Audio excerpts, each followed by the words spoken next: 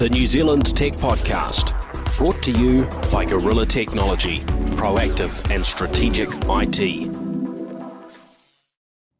Hey folks, greetings and welcome along to the New Zealand Tech Podcast. I'm your host, Paul Spain. Great to be back again for another New Zealand Tech Podcast. And today we have Justin Soong. How are you, Jason? I'm good, thanks. Yeah, it's Justin. Sheesh.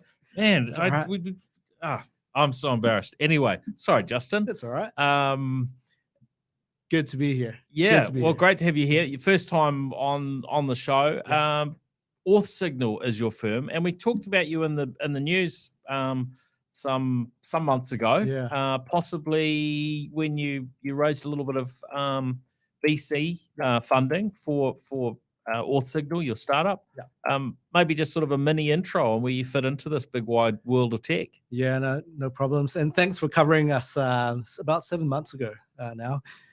Look, we're all online these days, and especially after COVID, everything that we do seems to be on an app or online.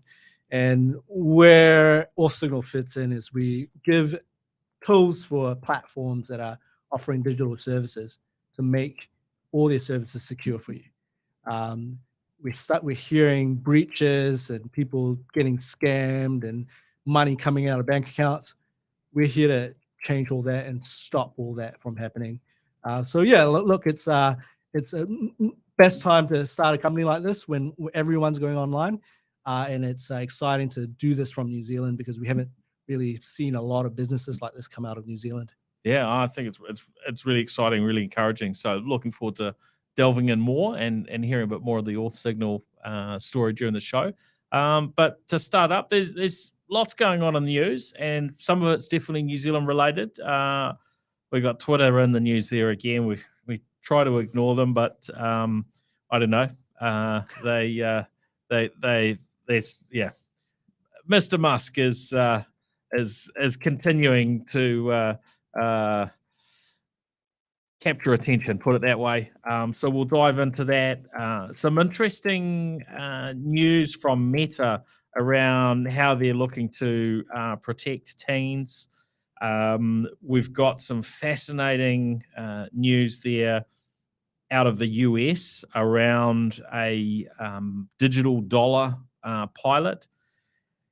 Want to talk a little bit about what Apple are turning on for the iPhone in terms of satellite coverage, and then a little bit on the Google front as well, amongst other things. But closer to home, let's start by talking about our connectivity. So we've had the news through of the completion of the USB 2 rollout, and I was at an event last week in Wellington around that, which Chorus had put on.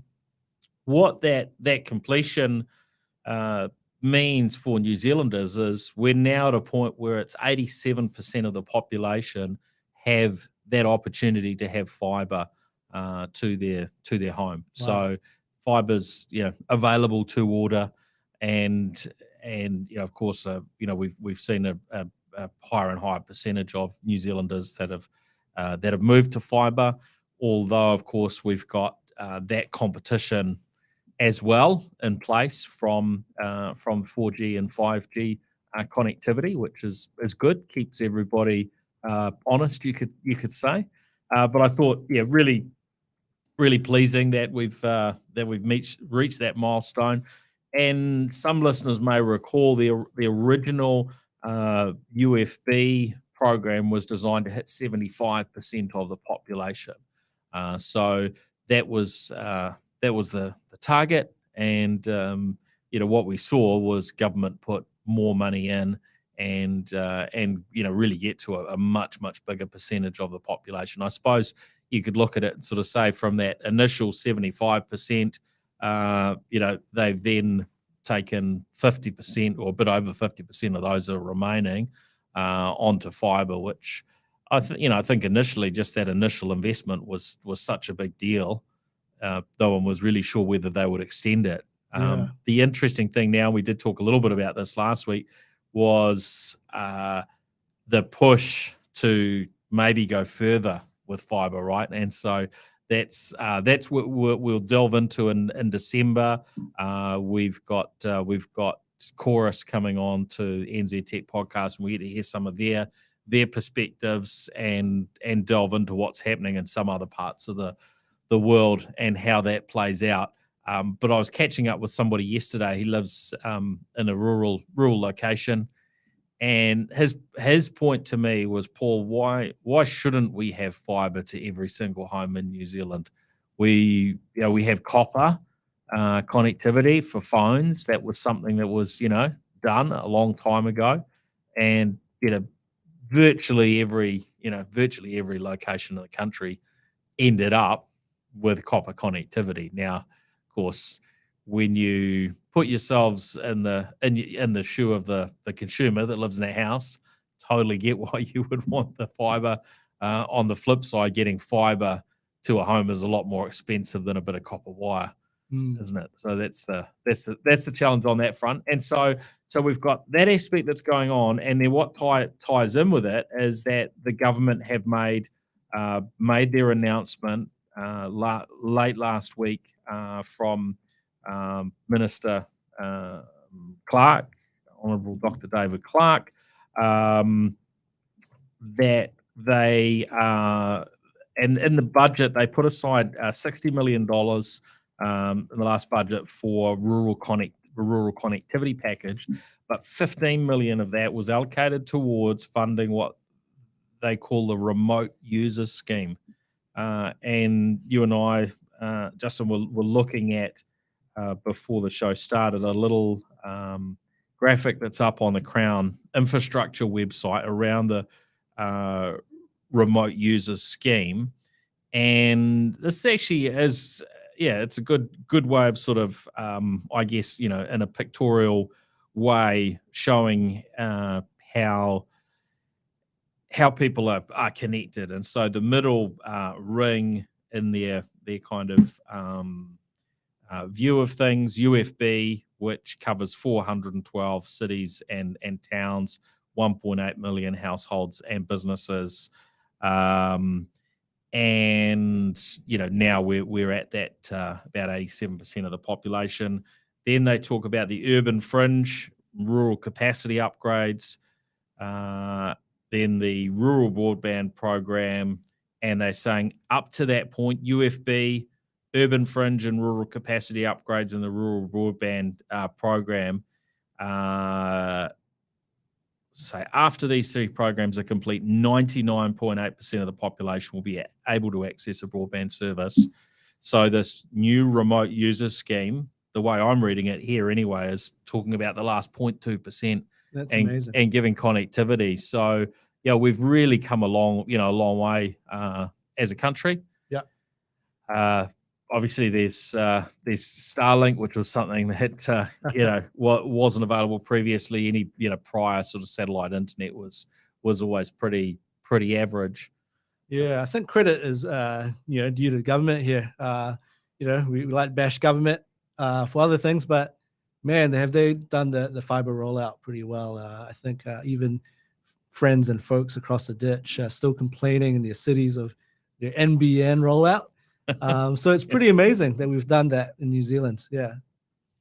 Yeah. So I'm kind of curious as to how this whole thing will look and exactly how that investment goes, and really can Chorus and others sort of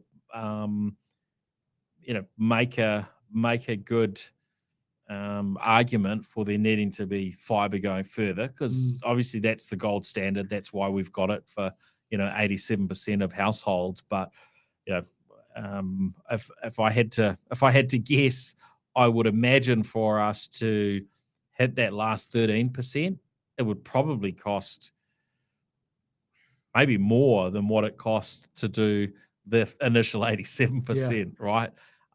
So that's the flip side on these things. We are seeing countries now who are committing to 100% coverage. Wow. And I saw, and it does vary in terms of how they deliver that. Some of them are more like what we what we have in New Zealand, where there's a whole chunk of fibre, but then there are other bits and pieces sort of filling in. I saw news around fibre in Spain, and yeah, they are talking around the bits I read anyway was suggesting 100% fibre coverage around 2025. Ireland are committing to very close to 100%. Yeah. So yeah, it's very interesting. Of course, our topology as a country, I mean, I think what we've achieved to date is actually pretty incredible, considering the the land mass and the other topological realities to New Zealand that we've done very well. But yeah, should we forget the last 13%? Yeah, and I think it'll be a great conversation with the CEO of Chorus when it comes in to understand the definitions. This fiber to is the definitions fiber to the home or fiber to the node or the last mile. I think there's probably a little bit of give potentially, but it'd be good to hear from Chorus themselves. Yeah. What's been your experience? Because you were before the show we were chatting around. You weren't in the city over the weekend. Yeah. But you're able to get some pretty good connectivity. Yeah, look, I'm from Christchurch and I lived rurally or semi-rurally and just out in Lincoln, and I've seen how as townies we don't appreciate or can't empathize with how the lack of connectivity or good connectivity really impacts people, from paying the bills to receiving important text messages.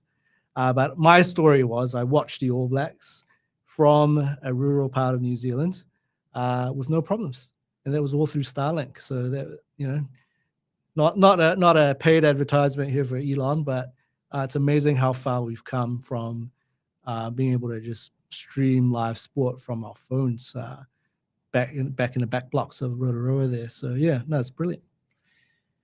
Yes, I mean Starlink is something of a phenomenon, really. And when fiber and so on started getting rolled out, I think a lot of the questions that came back were, can't we just do this over mobile? And mobile's got a whole lot better. And of course, some folks are operating over mobile connections. And then Starlink as well. There's obviously different price points. There are different challenges, with these technologies. But yeah, certainly we had nothing before.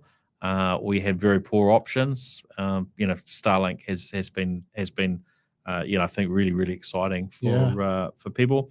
Interesting. I was chatting to a friend yesterday, and he was telling me about in his location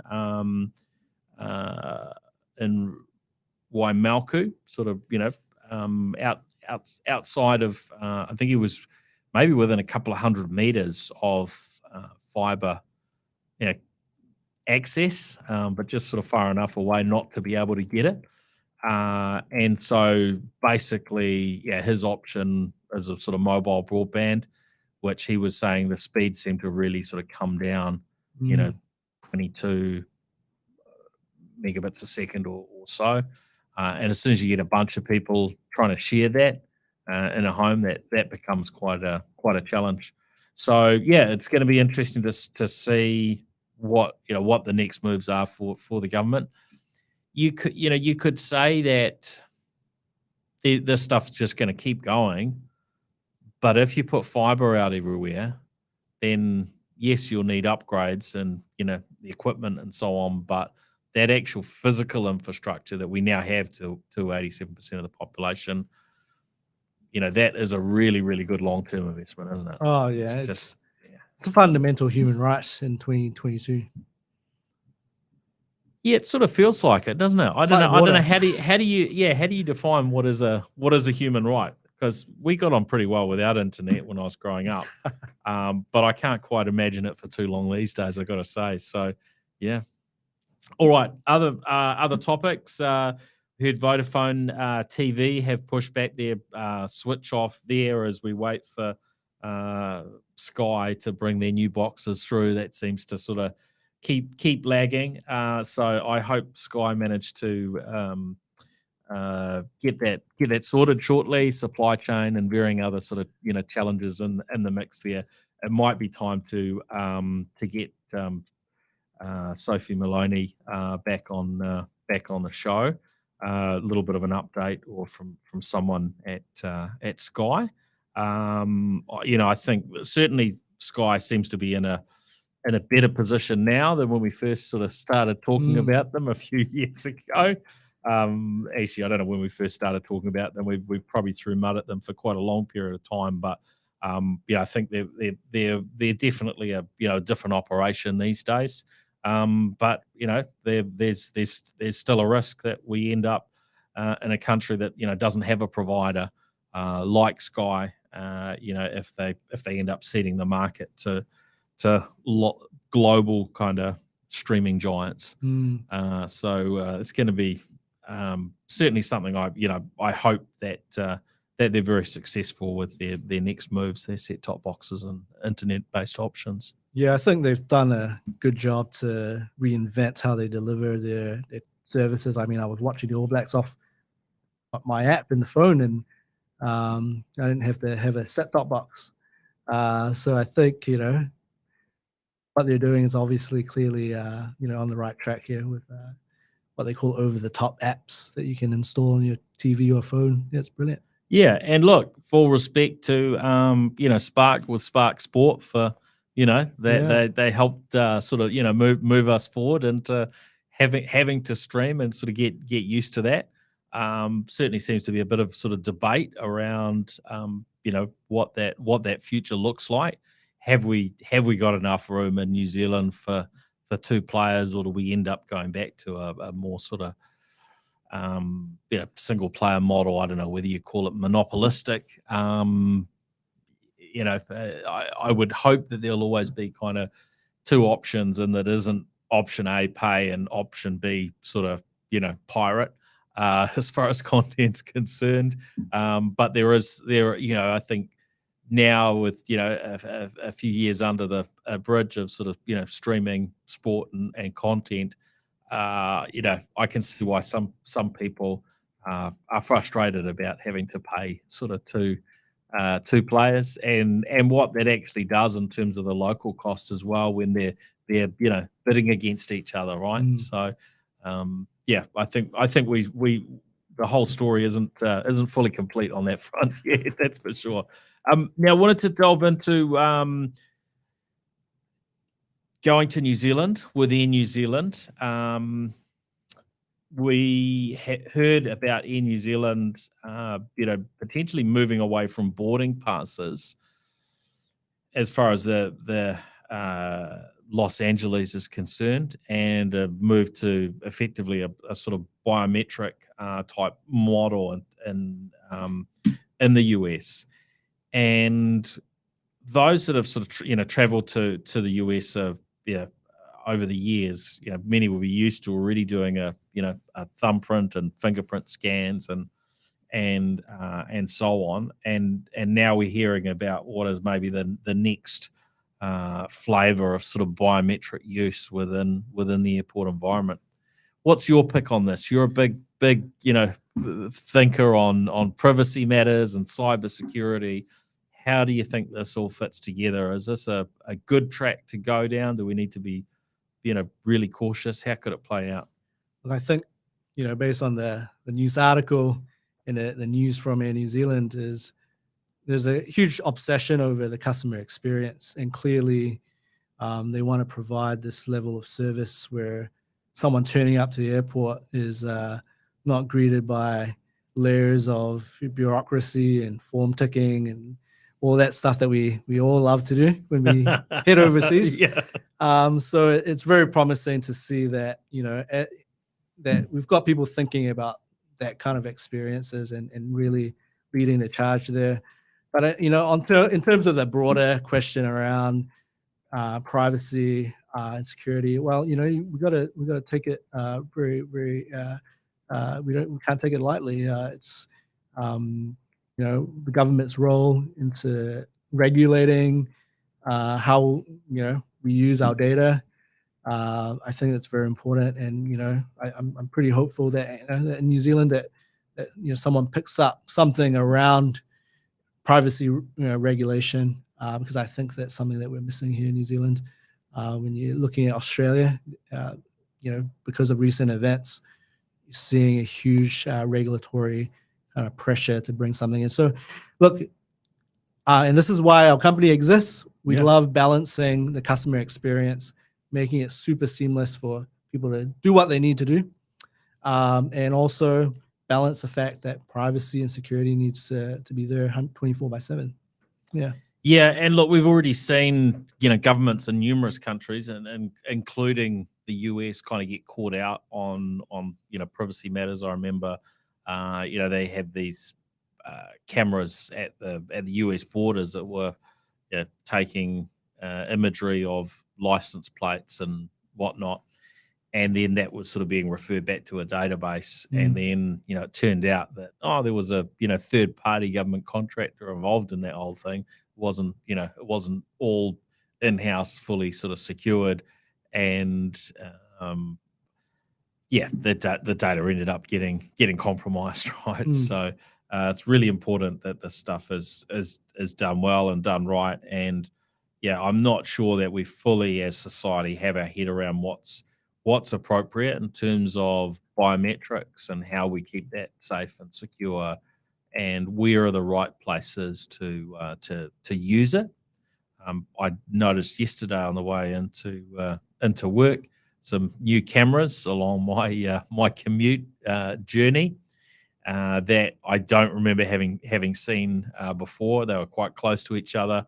What made it sort of jump out of my mind is I was talking to somebody that commutes down Authsignal Road in Birkenhead on Auckland's North Shore, and they said that, and I don't know what the exact number of cameras on there, I might have to look that up, but it sounded like it was in the sort of 1 to 200 range of cameras down this particular stretch of road, basically there to discourage people from jumping in the transit and bus lane unless they actually had enough people in their vehicle, right? So using camera AI to kind of figure that stuff out. But of course, how else does this get used? How do you make sure that data is looked after appropriately? And what other dots do you sort of join up and then end up with a kind of map of where people are tripping around? And if you're doing that, what's the societal benefit versus sort of the risks of getting it wrong, and having a map of what people do. And we have to really balance these things, right? Yeah, it's a mix. I think a mix of technology and regulation and frameworks to help us navigate that. I think one thing that I'm really excited about is, our sovereignty of our data and being able to choose who and how we share our data. I think you're going to see more of that throughout the next few years, where us as individuals, we decide who should get when and where.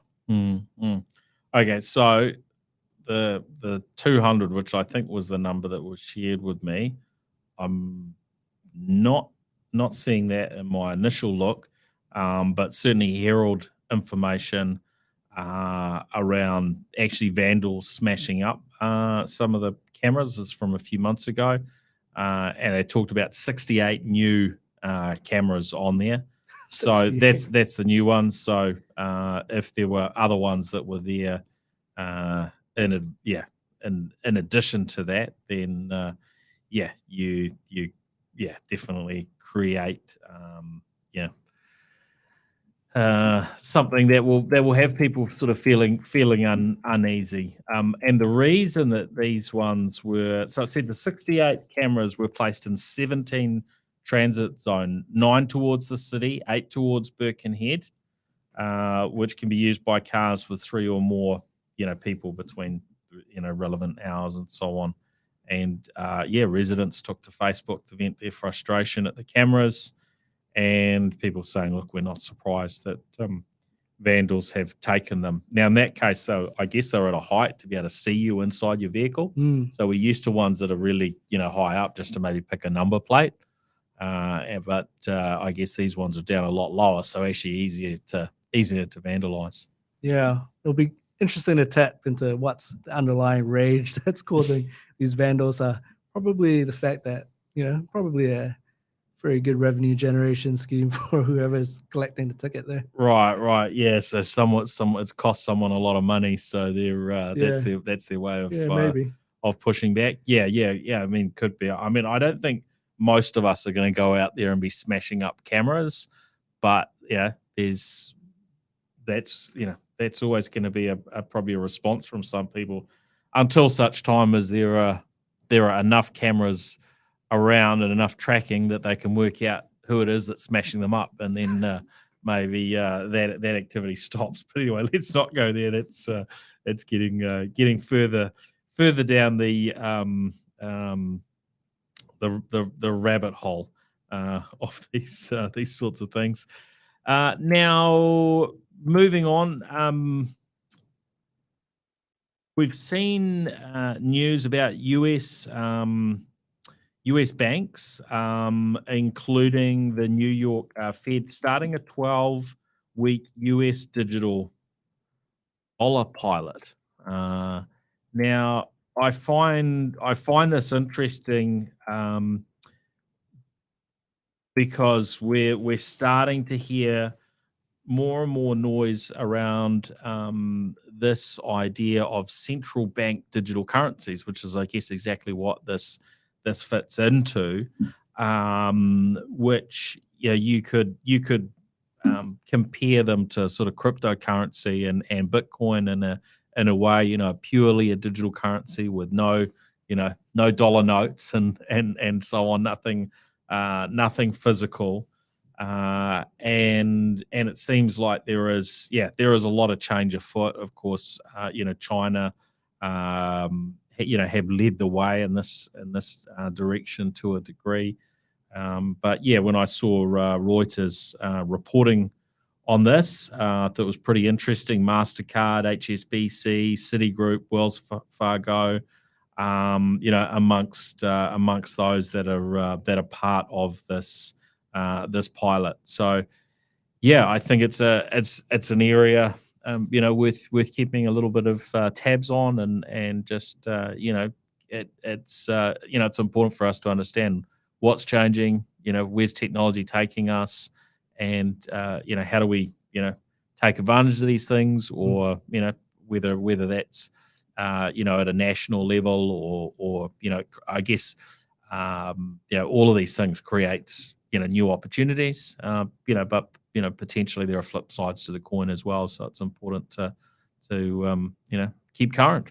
Yeah, no, for sure. And there's two worlds colliding at the moment. People who are from our current world of centralized institutions versus the ones who are on the extreme, or the purists from the crypto side of the world, where they believe in decentralization. So the fact that you've got central bank digital currency in your acronym, I guess, gives a little bit of a clue that maybe the potential upsides to this is not as pronounced as maybe we'd like to see from a decentralized purist point of view.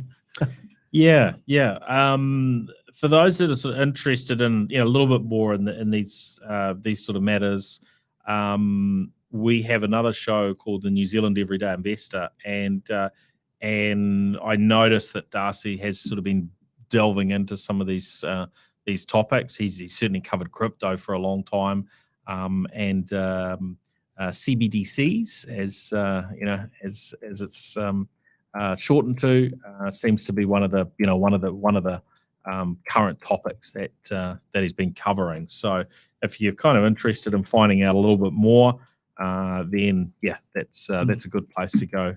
Darcy Ungaro, NZ Everyday Investor. Of course, he does pop up here on NZ Tech Podcast from time to time as well. Now, Apple have now gone live with the satellite based SOS tool for the iPhone. So if you happen to, which won't be a huge percentage of our listeners, but if you happen to be in the US, Canada, then with an Apple iPhone 14, you can get a level of coverage when you're nowhere near a traditional cell network. This sounds pretty cool, doesn't it? I think it's where was it when I was tramping and lost my way Yeah. about 10 years ago out in the back blocks. It is a game-changing feature, especially if you're a big outdoors fan. I wish they extended it out to New Zealand. Definitely shift me away from Android just for that feature. Yeah, well, you've got that on one side. So you've got Apple doing that. On the other side, in the US, at least, we've heard, and who knows when it's coming, and whether the timing of the announcement was in fact aimed squarely as a sort of compete against what Apple are up to. But we heard about SpaceX and Starlink adding a capability to basically have cell sites that sit on their Starlink satellites in the future. In theory, with this service being available from 2023 for those on the T-Mobile network in the US. So, of course, if they can deliver that and it works with for T-Mobile customers in the US, they could probably do it anywhere in the world, right? Yeah. Because Starlink's pretty much going global. Certainly, the billboards around the place for it are highlighting that it's a global service. I don't think that they're necessarily offering it everywhere at the moment, but most of the planet. So things are really sort of heating up, I think, and there's a real I guess peace of mind aspect to it. When you're traveling in certain places, to know that connectivity will be there in the future. Obviously, much better in general to have access to full coverage and so on. But from that safety perspective, knowing that broader coverage is available and without having to carry around some crazy chunky satellite phone that costs a fortune to buy and to operate, which virtually nobody would carry. I think it's a pretty small percentage of the population that pays for that sort of equipment today. If we can flip that over to general populace having that level of connectivity, it's quite exciting. It will kill Tom Hanks' Castaway, the plotline completely, wouldn't it? Instead of screaming Wilson in the middle of nowhere, Tom Hanks will be picking up his phone and calling for help. So how times have changed. Yeah. It'll have to be I guess the modern phones to cater to that perfectly are going to have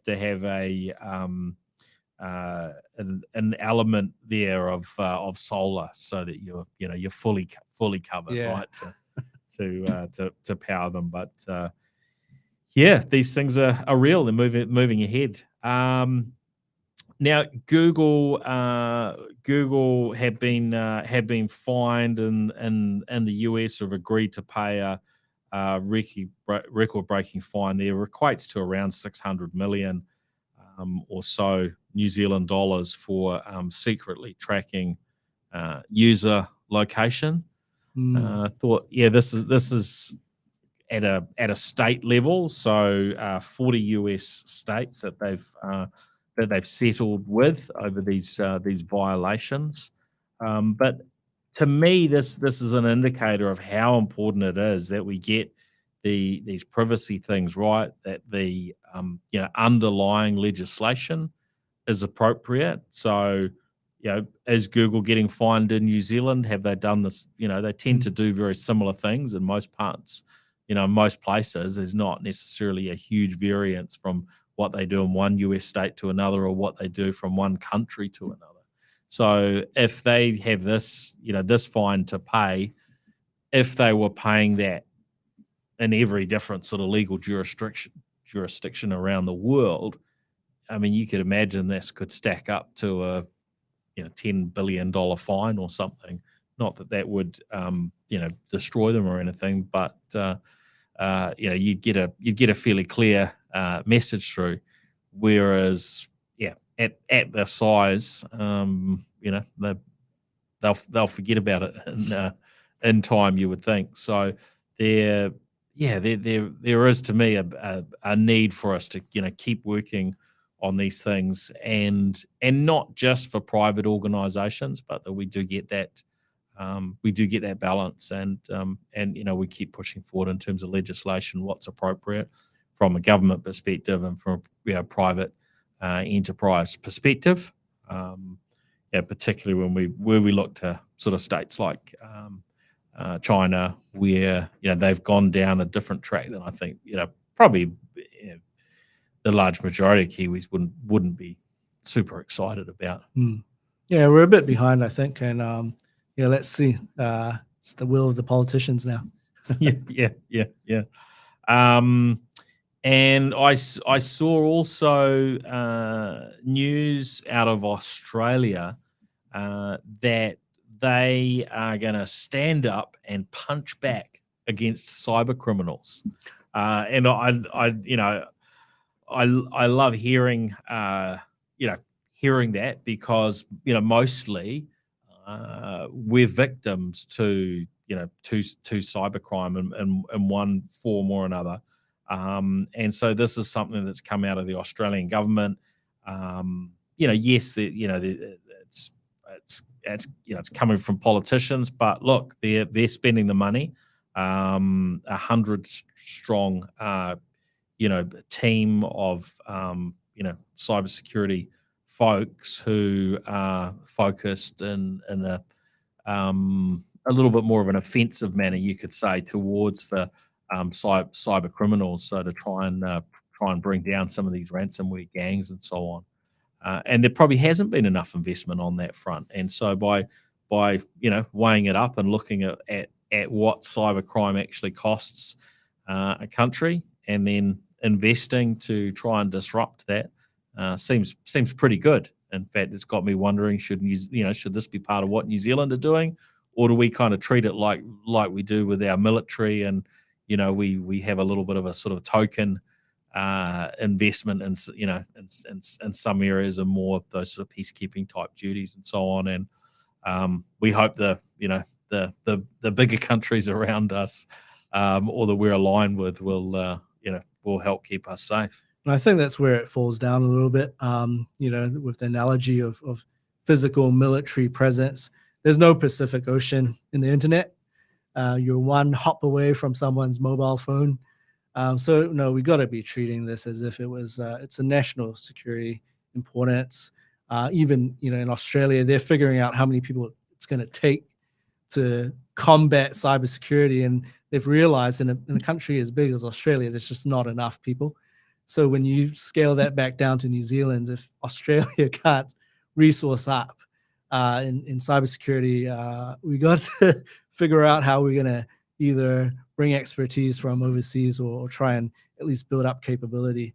I think we got to treat this a little bit differently than in typical military thinking.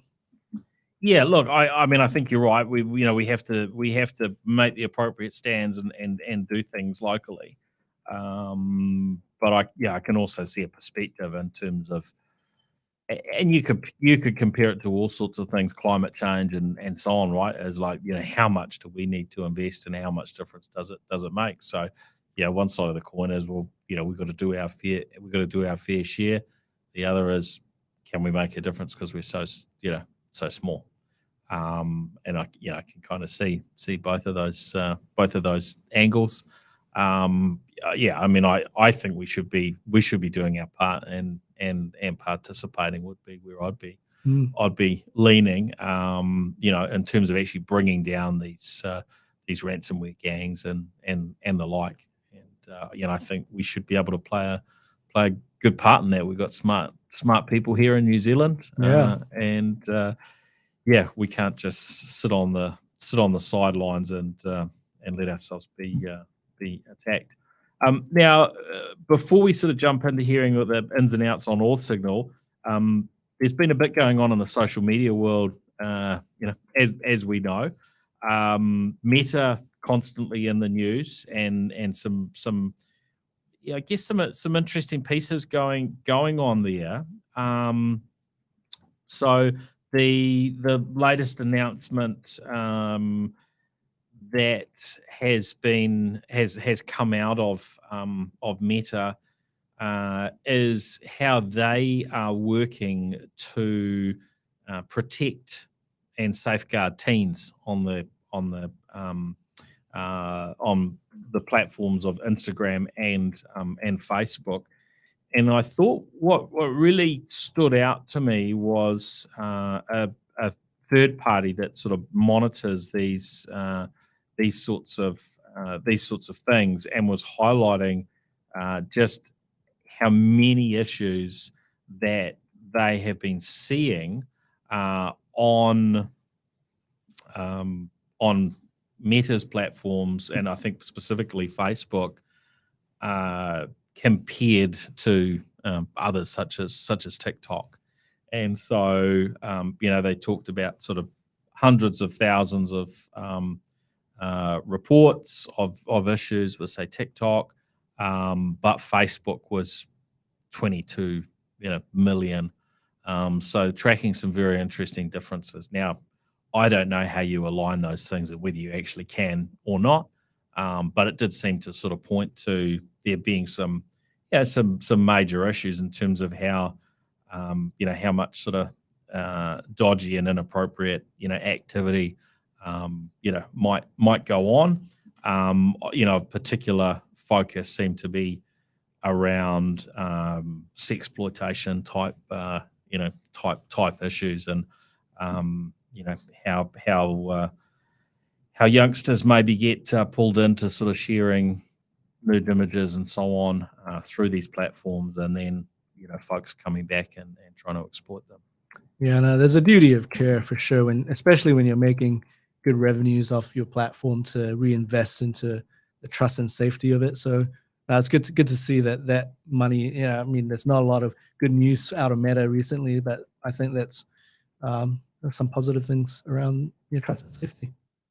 Yeah, and look, I think it's really complex, and we can't put it all on the platforms either. So there's a level to which we expect software and technology to to help out, but these are important matters from an education perspective, right? With youngsters, that they're being taught wise things within the family environment, within schools, and just expecting Facebook to kind of protect us and pick up the pieces and so on. It's I don't think it's entirely realistic. And of course, if Facebook isn't the place where these things go on, then people have got all sorts of other mechanisms, right? So it doesn't necessarily stop it. It potentially moves it from one place to another. It might stop some, but not entirely. So there's certainly work to do there. And then of course Twitter's been just a lot of madness continuing there. It was a bit of a shock to me to see, Donald Trump reinstated onto Twitter. We'd heard from Musk that there was going to be a group established who would be deciding who was coming back onto the platform and so on, and this independent group was going to have a great mix of individuals who were going to figure this stuff out. Next minute, he's throwing up a little poll on Twitter, and Donald Trump's account's been reinstated, and then you saw sort of flow on Phil Schiller, CNBC, and so on, bailing off Twitter. Although then I see CNBC's already kind of come back, and it all left me with the question: is Elon Musk just playing us? because all of this stuff, it's all through the media, all the time at the moment. And what is it doing? It's mostly actually seems to be driving up engagement on Twitter and driving followers for Musk.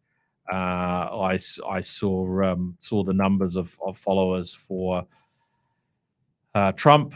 I think when he first was on the platform, I saw some numbers saying he started with about 2 million, and when I looked today, it's about 85 million. Now that seemed to have stopped. So maybe they were going through some sort of process to kind of recover his old followers or something that didn't happen initially, restore some old backups, who knows. But it just seems to be publicity in every direction, good or bad. And what do they say? No, all publicity is good publicity. And you think Musk is kind of playing us all with all these crazy antics and what look like just bizarre moves? Or Yeah, love him or hate him, he's clearly doing something right. I mean, he walked into Twitter's offices with a kitchen sink. I mean, if that's not entertaining, I don't know what is. But yeah, look, I think it's interesting, great discourse, great for humanity to be having this sort of discussion. Twitter is a public town square equivalent in our digital age, and the motivations of people threatening to leave. I mean, we need to really figure out, is it because there's a fundamental issue with the platform, or because you disagree with someone else's point of view? I think, it's very interesting times we live in, and we're seeing it all play out in front of our eyes on Twitter, which, for me, it's definitely got me glued. I do check it every morning. Yeah. All right. Well, we'll keep watching and probably keep talking about it. Now, time to delve in a little bit onto Authsignal. Tell us, what's the position of Authsignal now in terms of your offering to the market, in terms of your product, and how are you going to help Kiwis and other other organizations, I guess, with your tools and your software. Yeah. How does it help? Yeah, thanks, Paul. Look, I've spent the last 10 years building fintech platforms for customers, and the whole aim of fintech and all these apps that you now download on your phone is to just make it really easy to deal with your money. In the last 10 years, I've dealt with making it easier for people to get finance, or manage their cash flow through buy now, pay later schemes, for example. But there's a lot of emphasis on digital adoption. But where we're starting to see a lot of pain when it comes to delivering digital services is, how do you keep people safe, and how do you keep people's data and money safe? You tend to find that sometimes it's a little bit of a chore to manage risk, because you're so focused on all the cool stuff, delivering cool apps to people. But the flip side is, there is a duty of care to protect people's money. Sometimes it's regulated, sometimes it's not. And you need to invest in that if you're delivering a digital service. So taking that 10 years of building products, what I found was managing risk in these platforms and building teams around that. We're already short of developers and engineers. It's actually quite difficult. And there was very few kind of options around where I could find a piece of software, put it into my system, and rest a little bit easier, knowing that my customers have the ability to protect their account. So what we offer is, what is commonly known as multi-factor authentication services. But, we're going into the world of passwordless. Not needing to ever remember your password. And in the next year or two, you're going to hear more of that, especially if you have an Apple or Android phone using passkeys. So we're the technology that enables your bank or your financial platform app that you've downloaded or you love using to leverage these passwordless technologies. And more importantly, we've got a risk engine that allows these businesses to go, hey, look, we've seen you before. Let's not throw more steps for you to complete your transaction. We've seen you before, and you know what you've done. done the SMS code thing an hour ago. Yeah. Stop sending the SMSs. Let you get your money out and transact and carry on. And that's where we cater the market, is for people who are just obsessed over customer obsession. We've got crypto platforms using us, accounting platforms that give people access to the accounting data, and investment platforms using us. So hey, look, for a company of our size, it's great to get that validation very early on. And we're working with major New Zealand brand at the moment to solve some of these problems at scale, which is great. Yeah, look, I get the challenge, and I mean we had Dosh in here, Yeah. A couple of weeks ago. They're a fintech startup. I imagine they're going through exactly this challenge, and I'm picking they're not a customer of yours at this point in time. I can't confirm or deny, but anyway, yeah. what happened to me was I signed up for their platform. I put some money in. It's all working. It was all that looks good. I jumped to another phone, and yeah, I mean, who knows exactly what the trigger was, but I went to another phone.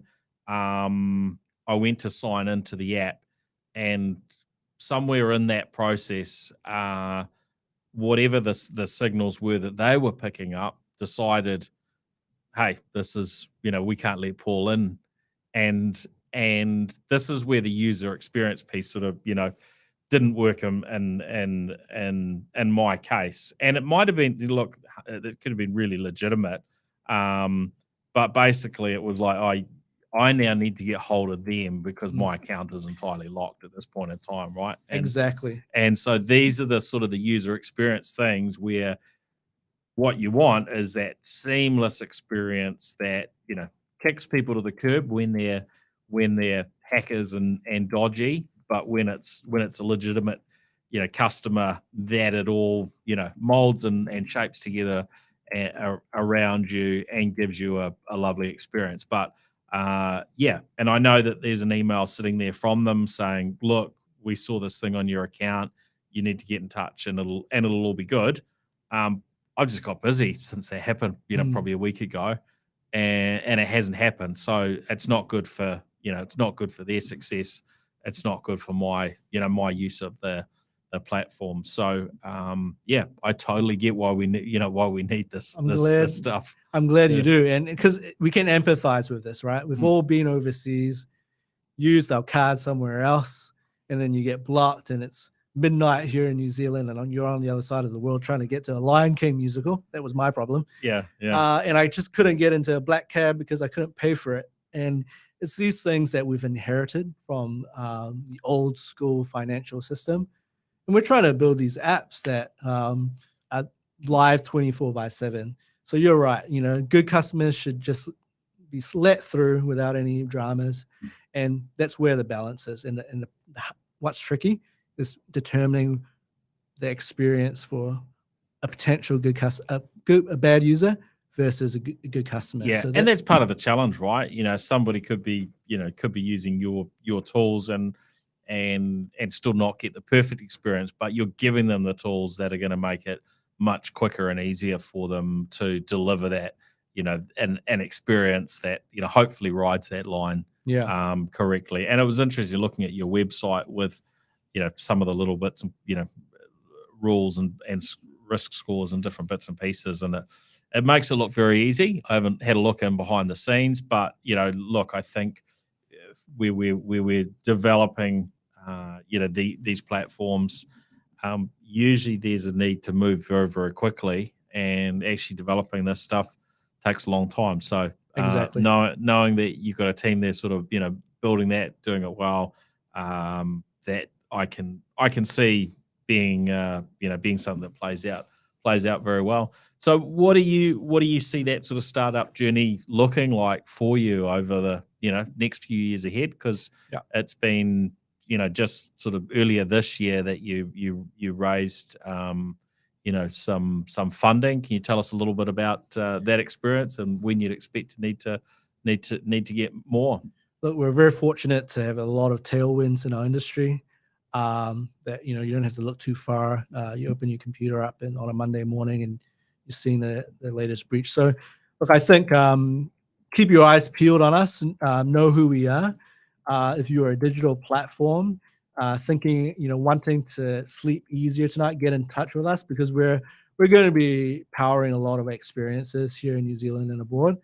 We've got users signing up from America, Australia, New Zealand, APAC. So it's exciting times for us. And for me, I'm passionate about keeping users safe and stopping the bad ones. So it's great to be doing it here from New Zealand, and we hope to be a bit of a standard bearer to see more of these companies come up.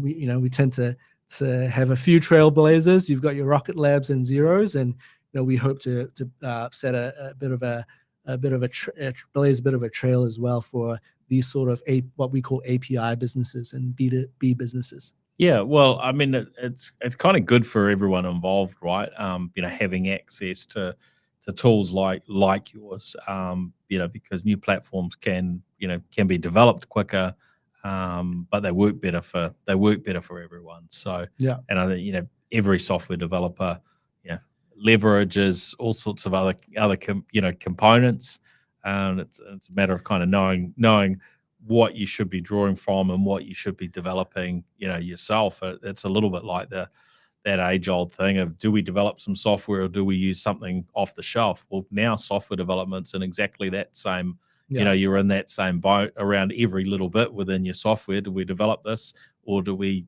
go to someone that specializes in that piece? And when it comes to security, I've definitely leaned in the direction of use the best components from the best companies. And we have access to some very, very good tools out there for different aspects of security and all manner of other things when it comes to developing software. And we don't have to look too far in terms of business. Within New Zealand itself, I won't name this bank, but I bank with them. Their security protocol when you log in is asking what my favorite sports team is. I've just told you that I woke up at 6:30 to watch this particular team, so that's enough. And when you're a New Zealand bank, it's not too far to guess that. So look, I'm here to be a ear to anyone that wants to just lean on some experience, and happy to help. Oh, that's great. That's great. Well, it's been great to have you on the show, Justin. Thanks for your time. Also, a big thanks to our show partners, to Vodafone, 2 Degrees, Spark, HP, Gorilla Technology, and Deal. And of course, they're getting in behind and supporting, not just the New Zealand Tech Podcast, but the broader tech and innovation ecosystems locally. And it's great to have such a robust sort of ecosystem here in New Zealand, and great to see more and more success within the tech world. Actually, I was speaking in Christchurch on Friday at an event about this viewpoint that I often share. How I believe that we should all be futurists. We should all be wearing this futurist hat and sort of looking further out and looking at how we can take advantage of technology, and this reality that our tech sector is growing at an incredible pace, and the predictions are we'll become tech will become the number one export earner for New Zealand.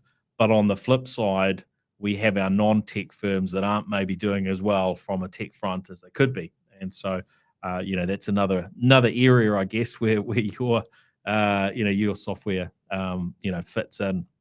So really good, really encouraging. Thanks everyone for listening in. Thanks to our show partners. And Justin, if they want to get in touch, what's the best way to do that? Are you on LinkedIn or? Yeah, just find me on LinkedIn or go to our website, authsignal.com. We've got a team just ready and available to help. So just get in touch. That's brilliant. That's brilliant. All right. Thanks, everyone. We'll catch you on the next episode. All right. See ya. The New Zealand Tech Podcast, brought to you by Gorilla Technology, proactive and strategic IT.